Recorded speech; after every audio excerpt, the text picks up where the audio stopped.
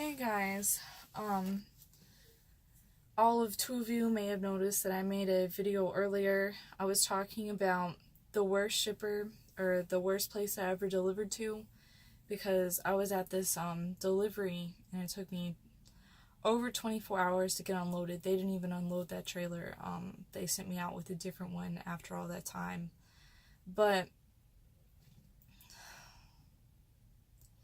I didn't really describe things the way that I was hoping to.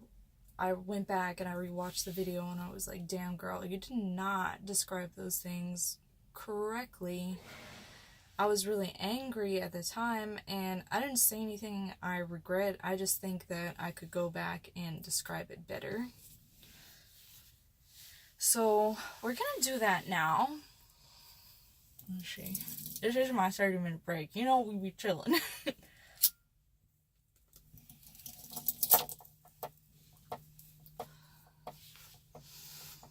Anyway. Oh. This autofocus thing is not for me. Anyway. So this story about the worst place that I ever delivered to took place during last winter. And do you guys remember that little known weather event, kind of just like local little glitch in the radar thing called the bomb cyclone? Y'all remember that? Crazy, huh? So me, being the brilliant person I am, actually drove through the bomb cyclone, and that's kind of another story. But since this bomb cyclone was in my way, I didn't get there till like basically the end of my 14 hours and the end of my delivery window. I try to get there, at the beginning of my delivery window as often as possible, as you do if you want to make money. So I finally get there, and this place is like a farm equipment place, and they got the one building, and then they have like another building over here, and they just have this huge field full of farm equipment of all sizes, industrial, more like personal stuff, and then they have this big concrete like cube in the middle. They don't have a loading and unloading dock. They have this concrete cube. So I'm like, okay, well, I'm here, and I'll just go and talk to them about our situation and all this, and I'll do what they want me to do. So I walked into the place where I saw everybody. Since this is more of a farm type deal, it's not like when you go to a depot or a DC or anything like that. And I went up to talk to them, and I was like, hi, I'm here to deliver. Who do I need to talk to? Who do I need to give this paperwork to? And there were maybe like 5 or 6 guys in there, and they were all just pretending not to see me. Like, motherfucker, I know that you see me right now. I know. They were just being like extremely rude. And I was kind of like just holding the paper like, hi, excuse me, for a while. But when I realized that they were just going to continue to pretend not to see me, and I just got up in one of their faces, like, I stepped in front of them and I was like, hi, I'm here to deliver. Don't you want your stuff? And they were like, oh, fine. And I was like, Jesus fucking Christ, man. I didn't say that, though, because I do my best to be polite and professional. So this one guy leads me through this like little maze of their indoor stuff where they're putting stuff together, and they've got piles of boxes and piles of this. Basically their warehouse. It just is a little different. And we went to this like weird little office cube in the middle of it through this maze. And there's one lady in the office, and she just has piles and piles of paperwork on her desk. We're talking like this big, like all kind of crazy shit on her desk. And I had given him my paperwork, and he just takes it and he slams it down on her desk and he goes, "We have another one." I was like, "Oh, okay then. This is how we gonna do it then." Not ideal. So I explained to them my hour situation. I'm like, "Hey, I have basically no hours left if y'all aren't gonna unload me now. We have to figure out something, because I don't want to go into violation, but I want you to get your stuff, and I will work with you to do whatever's good. And I need to leave exactly at the end of my 10 hours because I have another load that I need to go pick up." And the lady said, "Oh, it's okay. You can park here on our yard, and in 10 hours, wake up and just leave, and it won't be a problem."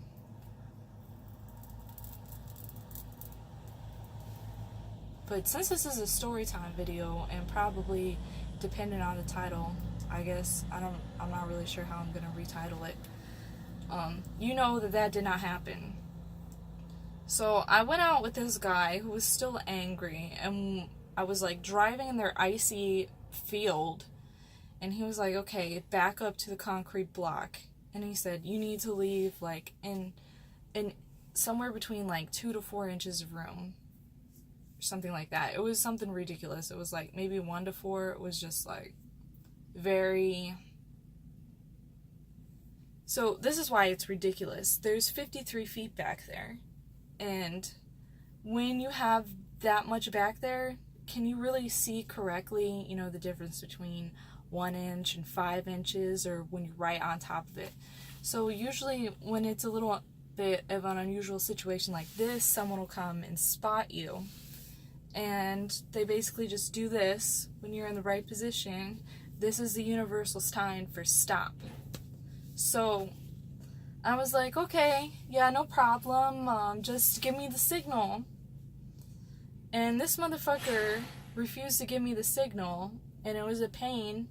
And I stopped with like half a foot of room, and it was too much room. And I went back there, and he was just like, "Argh!" And so I was like, "Okay, time to reposition." So I get back in, and I'm trying to roll back a little bit more, and I roll back too far, and I get out, and he's like, "Ah!" I'm just like, "Jesus, you catty bitch. Calm the fuck down." But, you can't say that. You're at work, you gotta be professional, blah, blah, blah, whatever, we covered this. So, I finally get to the place where it was acceptable.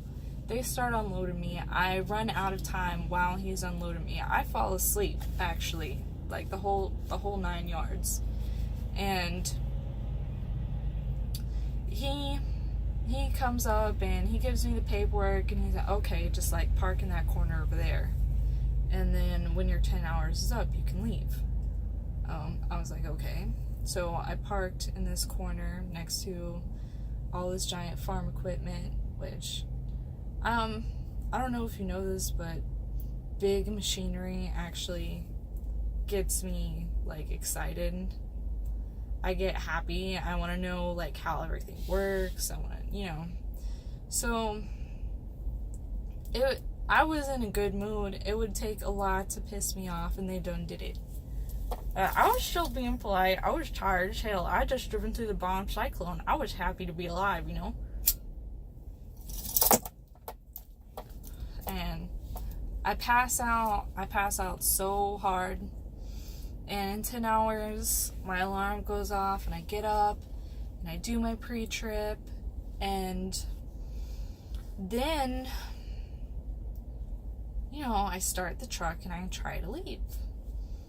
They had closed the gate and locked it with a padlock, knowing that I was going to be in here, after they already pretended not to see me, after they already be doing, like, all this stupid shit. And I flipped the fuck out, because you can't just lock someone in somewhere.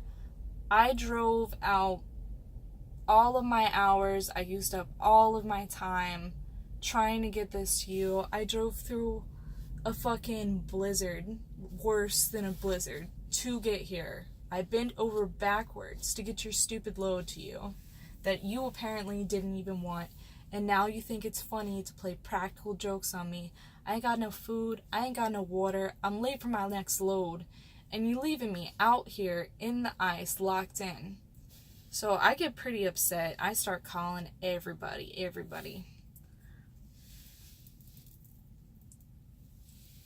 I need to chill. This is my break. Remember, this is your break.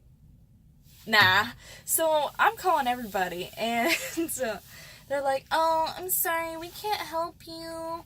You're gonna have to wait." And then they wanted to tell me that I wasn't even gonna have to wait till tomorrow. I was gonna wait all the way through Sunday into Monday because, they're just not open Sunday. So now that we lock you in, you just gotta stay till Monday. I think that it was Saturday night at this point, if I remember correctly. And I am not accepting this answer. You guys locked me in here. It's fucking illegal. I think they call it false imprisonment, but maybe that's only when the police do it. I'm not really sure. I'm not a lawyer. I'm just a redneck punk from hell. So I call the fucking cops on their ass, and I say, y'all are gonna come down here, and you're gonna unlock the gate, or I'm gonna drive through it. And you're going to have to deal with the consequences, because you can't just do that to people. You can't just lock them in. No food, no water, no bathroom till Monday, in the snow, in the ice, in the rain. Just fuck you, no. So the cops try to talk me down and talk me out of pressing the issue. And I said, the way that they've left me is unacceptable, and I have to press the issue at this point because look what you're trying to do to me.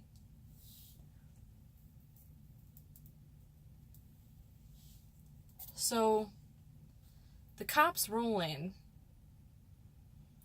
and they were like, okay, so we actually found the person who can unlock the gate, but he can't drive right now, so we're gonna go pick him up. It was one of the, like I said, this is Farmer Quinn, and this is a small town.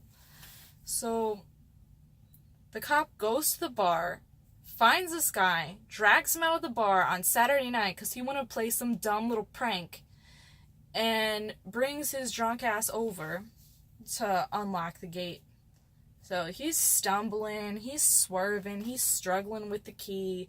He trying to unlock the fucking gate, and the cops unlock the gate. I roll out, I leave. Yeah, I got a little bit of crap for it at work, but it's illegal. You can't do that to me. Like I said, I'm not really sure if it's considered false imprisonment or